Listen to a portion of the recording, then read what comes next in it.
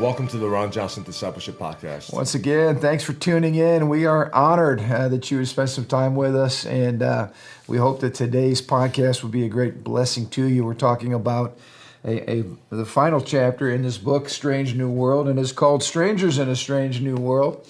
And really, it's the culmination of all the ideas we've been talking about for the last, I don't know how many weeks, about just the strange world in which we are finding ourselves as believers, feeling more and more out of place, more and more marginalized, more and more like the world in which we grew up in is being radically assaulted by a lot of strange ideas. And so hopefully today we're going to chart a course for how we move forward, and we hope you find it helpful. You know, last week we were talking about some important things. They were constitutional things called life, liberty, and the pursuit of happiness. And one of the things that we shared about or connected the dots with last week was that the modern notion of freedom of speech, some of the cornerstones of liberal democracies, you know, our ability to communicate, share our ideas without fear of reprisal, you know, that we could have civil discourse. All of these things are really under assault right now because of expressive individualism.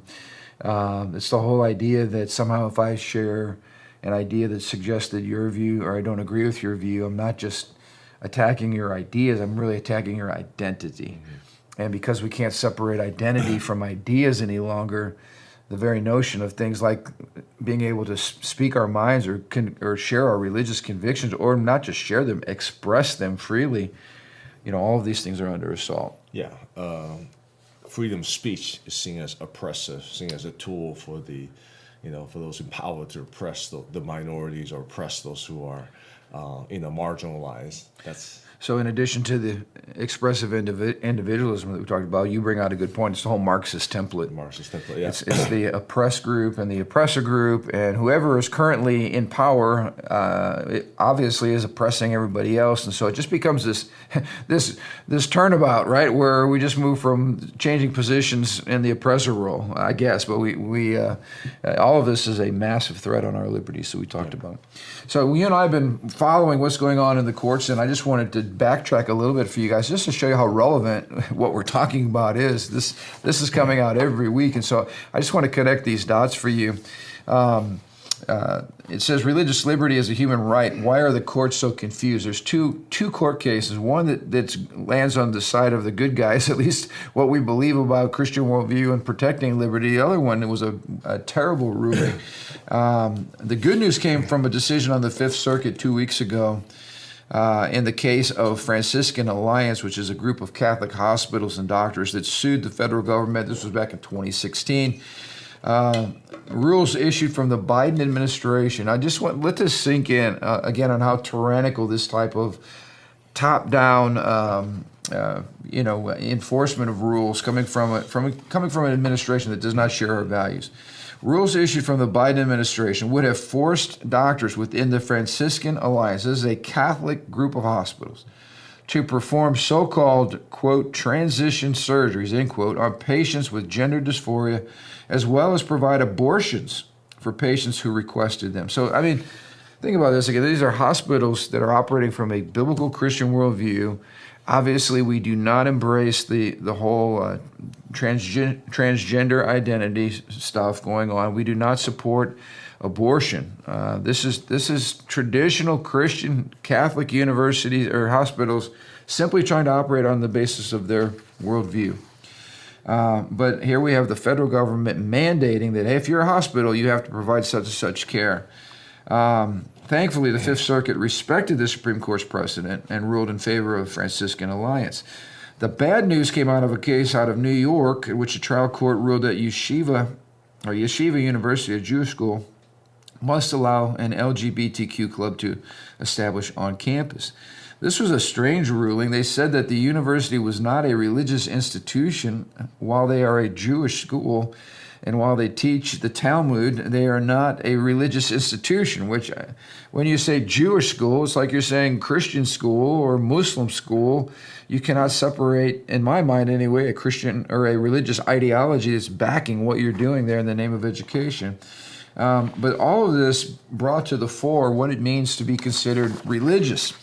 and what it means to, and this, I guess, this is where it's concerning to me, because what you have is progressive courts that are increasingly saying, we're going to grant you rights or not rights based upon this religious view, all the while denying that every view is a religious view. And we talked about this from a worldview perspective. We all have a worldview that is inherently religious because it's based on assumptions that we hold by faith.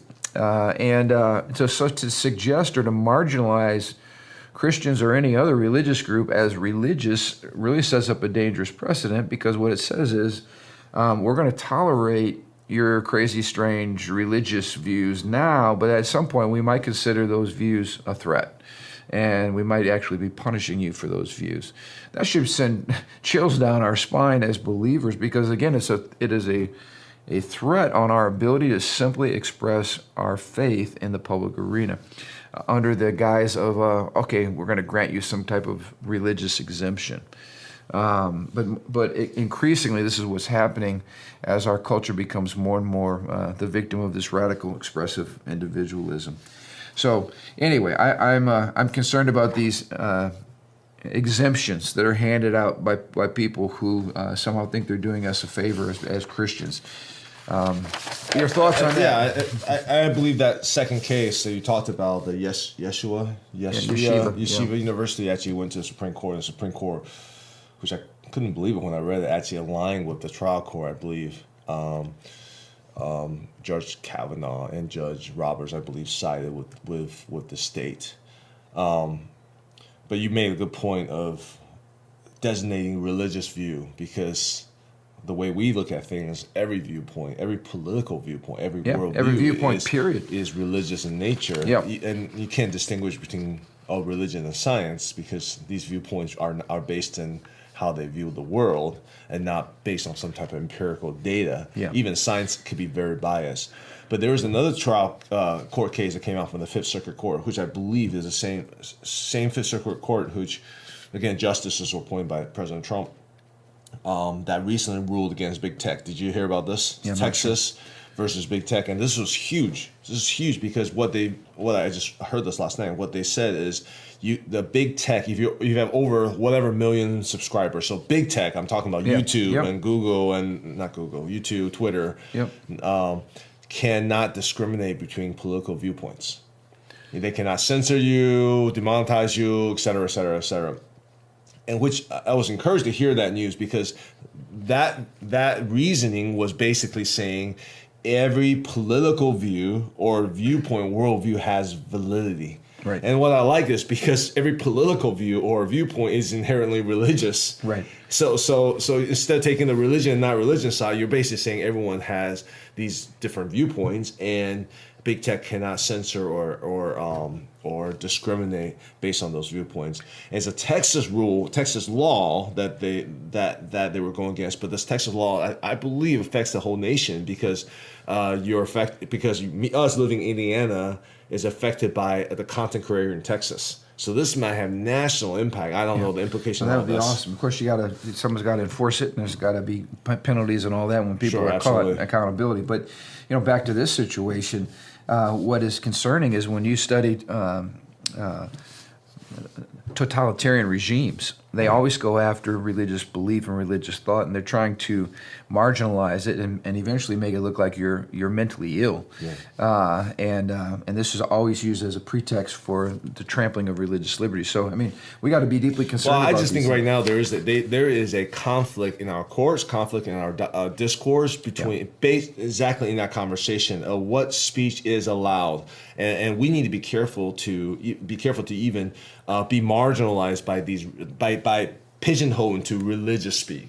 Exactly. And we need to be careful to say, well, it's what do you define as religious speak? Because what you're saying is religious speak also, and what the Fifth Circuit Court in that big tech case is saying, all worldviews are valid. They're not saying religious or non-religious. This is all just your worldview. You know? And not just, this is important, not just that you're allowed to have a view, but you're allowed to express your view. Absolutely. That's huge.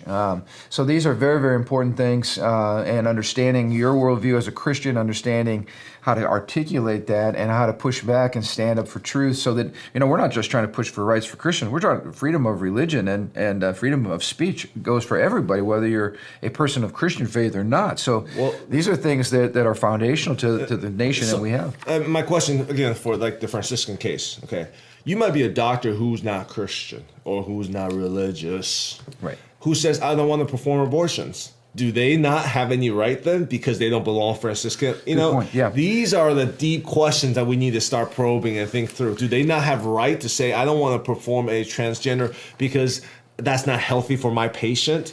Yeah. These are the deep questions we have to ask, because now do they need to be under this umbrella to get protection, but their own conscience has no speech in this case? Yeah. That was what was disturbing, as you just pointed out, was they ruled that you don't have the right to violate the doctor's personal religious beliefs. It wasn't an institutional protection. It was a personal, again, this expressive radical individualism coming out. We're going to protect that individual's religious rights, but as you said, what about the institution's right to function according to a worldview, a Christian worldview that's informed by Scripture? So again, these things are all, even though we won for the wrong reason, and it should concern all of us. So let's get back to the book. We've been in here for a while. I hope it's been really helpful to you all. Of course, I've been preaching about these things as well as it relates to identity. The author, we got into it a little bit last week.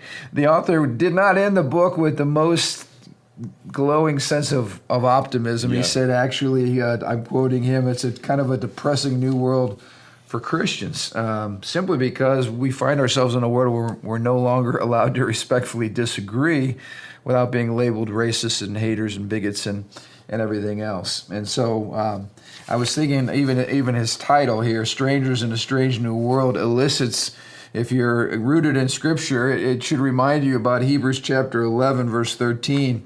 It says, these all died in faith, not having received the things promised, but having seen them and greeted them from afar, having acknowledged that they were strangers and exiles on the earth. I think it's good, I guess on the one level, it's good to be reminded that even though we've enjoyed this amazing case of a Christian-informed culture in America for years, we've been the beneficiaries of it. Sure. That's not true for most believers.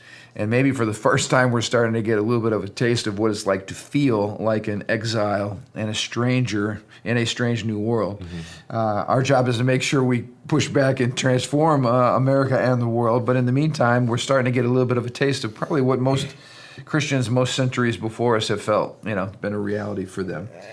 Yeah, and I think the biggest difference, I guess, with the author, I think a lot of people see this perspective like this pendulum swing in our culture. Yeah. You swing towards, Christian worldview and reformation of our nations, and then people get complacent, so it swings back, and right. we're just watching that swing happen. I think a lot of Christians think that way, and there's some historical legitimacy to that. Yeah. I guess my personal perspective is a lot of people feel they're victim to the swing. Like we're just swinging this way, and we're just along for the ride. And I just believe that we Christians, us who follow Jesus, are actually responsible for the swings. And we actually have a big part in allowing it to swing in the right direction. We have power. No, that's exactly what it is. We are not victims to fate or to inevitability of whatever descent into chaos. Yep.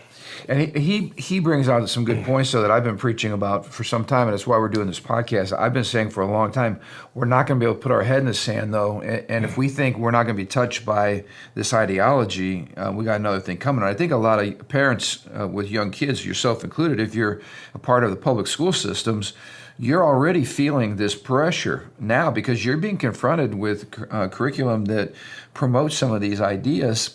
And for the first time, we're watching horror stories, for instance, of kids being groomed, kids being transitioned in certain liberal places right under the nose of their parents. And I think there's a sense of urgency and even a little bit of fear in the hearts of parents, like, oh my gosh, what am I going to do? What do I say? How do we fight this? And so I'm glad he addresses it because, I've been saying this for some time. We're not going to be able to avoid this sexual revolution and the radical individual expressive. Well, I think we avoid it a couple of reasons. Sometimes because number one, we don't know how to engage, and number two, sometimes we avoid it because we feel like it's inevitable anyway. So what's the point of engaging? Throw up our hands. Yeah, and that's a self-fulfilled prophecy. You feel like it's going to happen anyway, so you give up. You don't do anything about it. It becomes inevitable. But there's a completely different mindset, which is if we engage, if we actually do something about it, the quicker we engage, the harder we engage, we can reverse it. It's not, it's not a lost cause. Yeah, absolutely. So the author helps us out here. He says, basically, how do we respond to this growing sense of urgency when we're faced with the pressure to conform to what's going on around us? And the first thing he talked about is understanding our complicity as a church. So let's talk about that. What does he mean there? Our complicity. Well, how have we been complicit? Specific to expressive individualism. Yeah.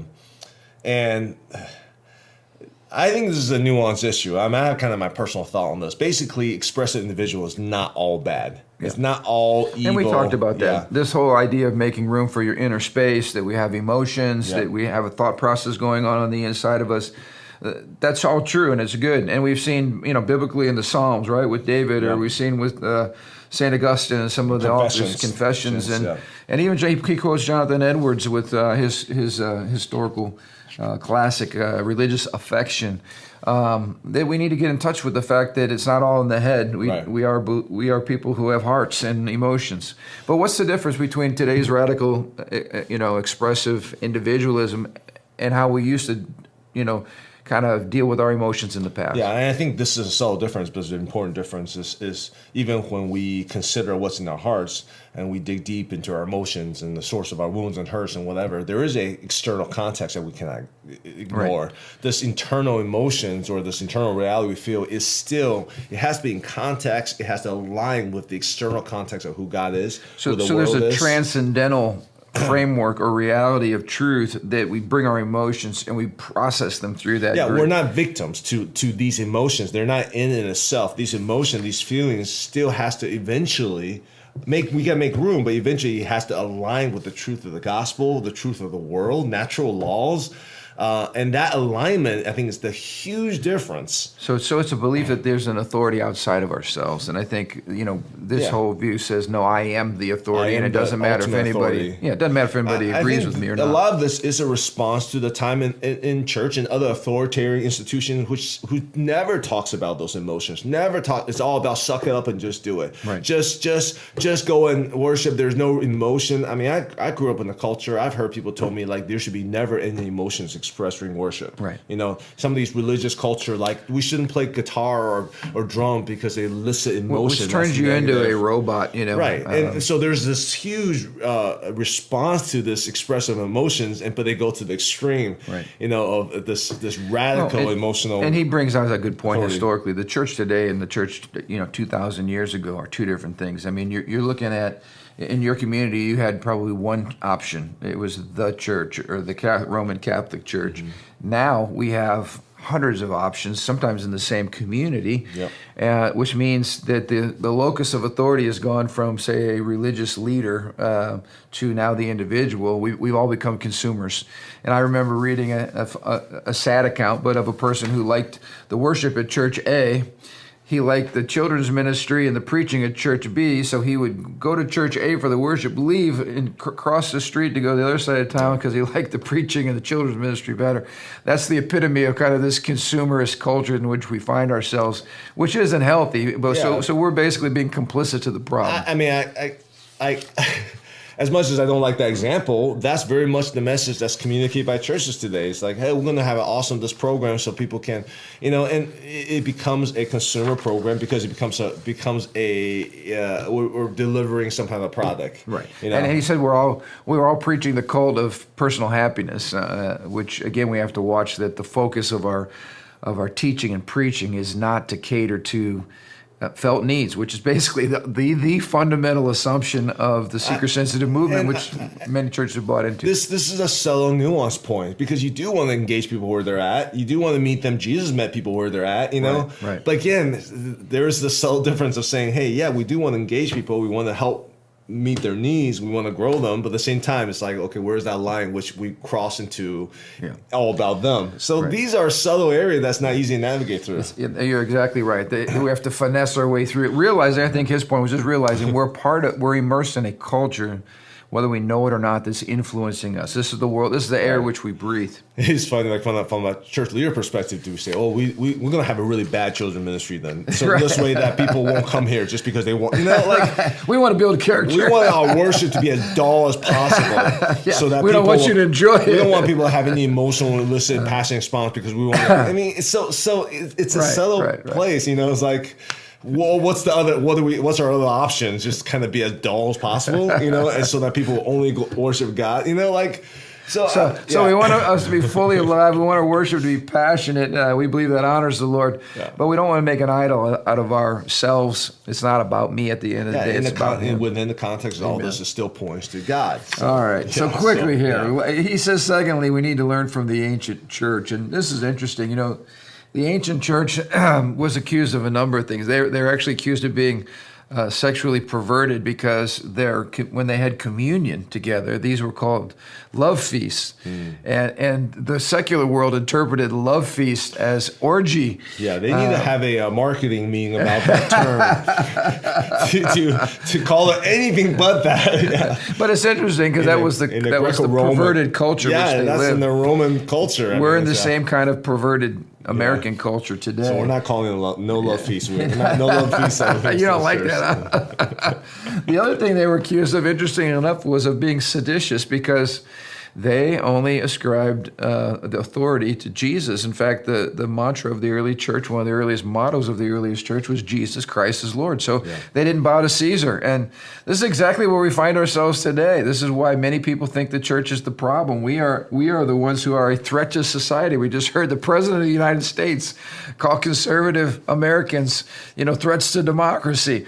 So it's interesting that some of the same values that we share, we would say, no, we love people. We just don't love sin. Well, we're a threat to democracy. We're a threat to people's identity. We're the reason people are committing suicide today because we don't value them and embrace them. I mean, you can see a lot of the similar things. And he's saying, hey, we need to get back to the secret of the ancient church that was known by strong communities, strong relationships in the local church, almost a counterculture community. And I think there's some validity to that. We're talking about that even with market share, how important it is for community business leaders to get together and to find a common sense of unity and cover and support and community in the midst of a secular culture that's becoming more and more hostile to their faith. So that was the second point, which I thought was good. And he also, just to point out here, he said, find ways to, through common grace, that we can find common ground to build for the common good. That's becoming harder and harder to find common ground because this worldview we just talked about has almost no common ground with the Christian worldview at all. The best way to find common grace or common ground really is in your local community. On the national level, it gets way too complicated. Locally, in your little city, your local county, I believe there's still ways to find common ground. Yeah, and we should, and as believers, we should be looking for that Absolutely. common ground. And that's easier to build those bridges anyway, and we should do it now. So build relationships now while we're still relatively intact. While we can, yeah. So learn from the ancient church. Third thing he says is teach the whole counsel of God. And again, this is something our church kind of majors on. Don't go woke. Talk about the issues. But what he said, and I think it's a point well taken, we can't just preach on isolated issues because all of it has to be merged in the coherent whole of Scripture. We can't pick and choose. We can't just pull something out of context. All of it needs to be within the whole counsel of God. And we're not allowed as pastors, unfortunately, to say, oh, I'm not going to preach on that passage because that one's really unpopular today and that might ruffle some feathers. Let's skip that. We'll go to this next part that everybody would find more agreeable. I don't get to do that as a pastor, and no true man of God has the authority to stand in the pulpit and just pick and choose what we think the audience is going to like. So we've got to preach the whole counsel. And, of course, the Bible talks about all of life and all of society and all of these issues we're dealing with today. So very, very important. It was interesting. I wanted to point out I was at a meeting recently, and the conversation at our table was on a candidate's view on abortion. And this candidate's view was that the only biblical ground for abortion ever is to protect the life of the mother, which again is a almost rare, if ever occurring situation based on our technology today and healthcare. So it's a moot point. But he was concerned that many of the people in his congregation were upset because this candidate did not support rape and incest as legitimate means for aborting the baby. And he asked me, what do I think? And my response was, here we're expecting our politicians to be more moral and more courageous than we are in our pulpits. And if people in that local church were having problems with that issue, it's not because the candidate was not succumbing to those exceptions, but why wasn't the local church teaching their people a biblical view on abortion and the sanctity of life? In other words, we want our politicians to be more moral and more courageous than we are as pastors, because we're not preaching the whole counsel of God. We're not talking about these issues. We're not teaching the hard things because we don't want the fallout. We'd rather have the candidate experience the fallout than us have the fallout because we simply avoided the issue. So we can't do that. And you need to be at a church that preaches the whole counsel of God. You need to go to a church that teaches about all of the things we're facing today from a biblical Christian worldview. And so I said a big amen on the teaching the whole counsel of God. He also pointed out, which I thought was good, we need to get back to some of the historic creeds and historic catechisms that help people understand what they believe, because we are increasingly having a biblically illiterate Christian populace, which does not help the problem. Let's go to the next one quickly, and then we're almost out of time here today. He said, shape institutions through biblical worship. Talk a little bit about that particular section. I mean, I think we addressed this a little bit. The biblical worship needs to be directed upwards and not internally through ourselves. Yeah. So our posture as believers is upward and outward, not inward and downward. Sometimes you can get in a vortex of depression if you get all internally focused. Yeah, I think there's a degree of, like we said, expressive individual in terms of internally focusing on what's going on inside your heart. That's healthy. It's healthy. It's emotional health.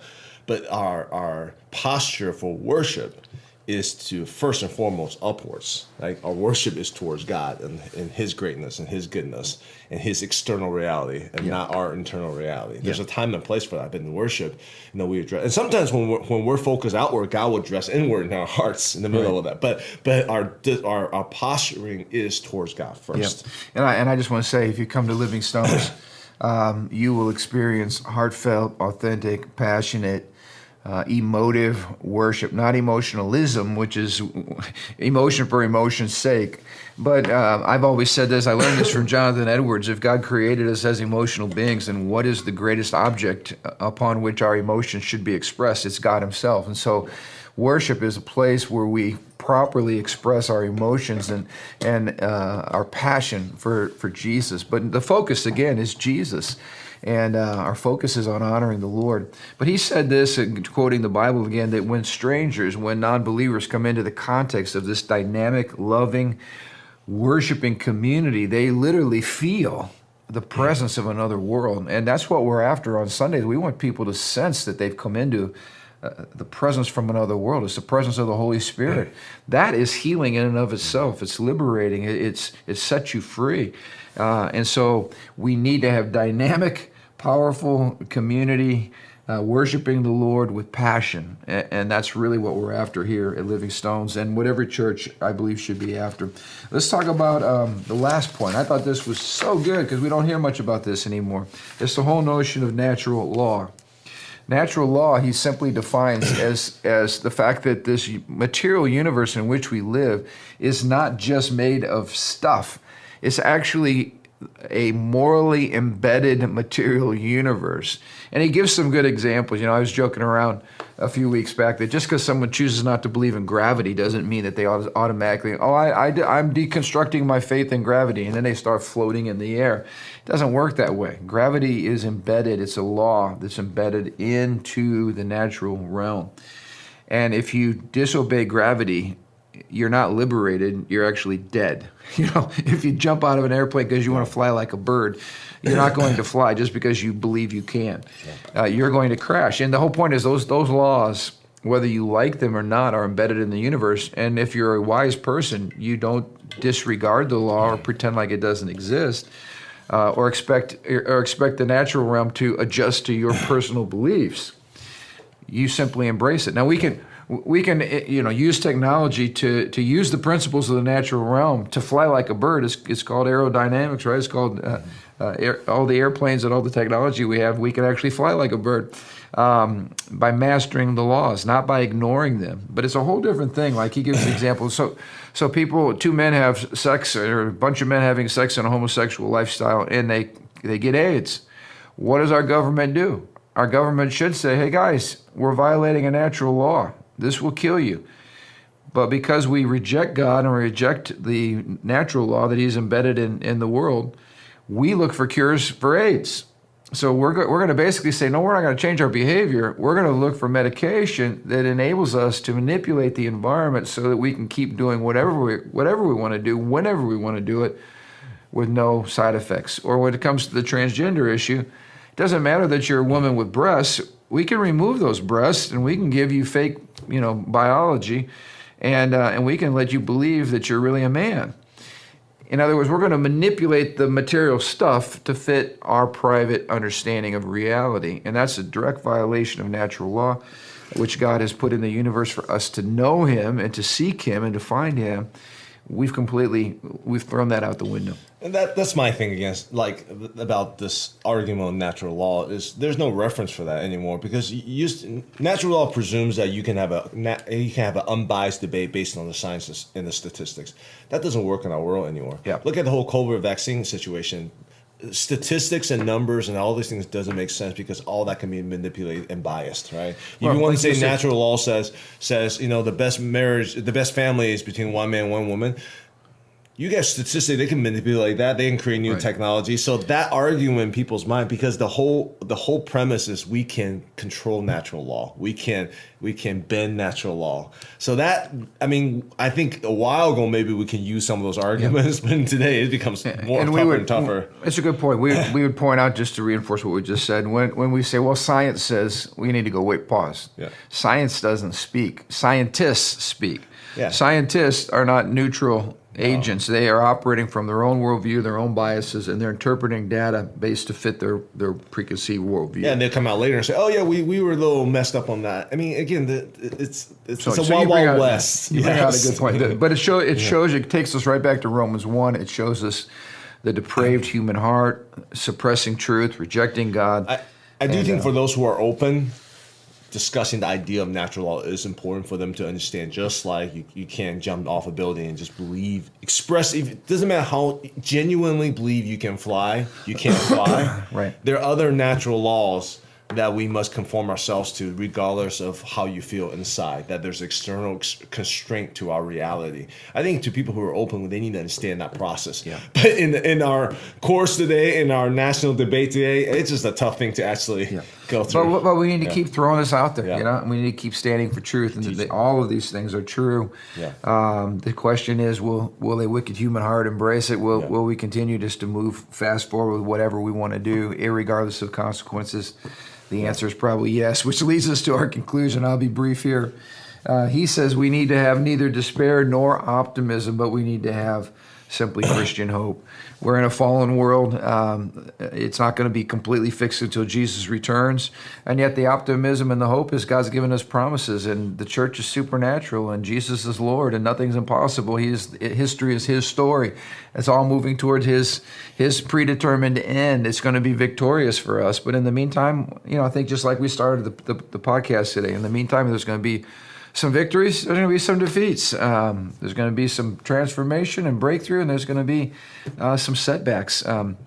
We cannot get depressed. We cannot, throw in the towel, as you mentioned. We cannot disengage from culture. We have to be faithful and true to our Lord and to the faith. We have to declare it, and in the end, our job is to be faithful, and we can do that with hope. Yeah. So we hope you've enjoyed all of this. Keep your head up, stay involved, stay engaged, keep watching, because our goal is to equip you so that we can do all those things we just said we needed to do. But in the meantime, let's be full of the joy of the Lord, not fear. Let's move ahead in faith, and just believe again that the Lord is on the move. We're going to see great things happen. America is not beyond hope.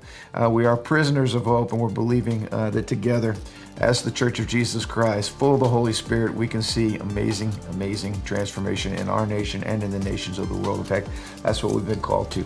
So we love you all. Thanks for tuning in today. We look forward to seeing you next Thursday.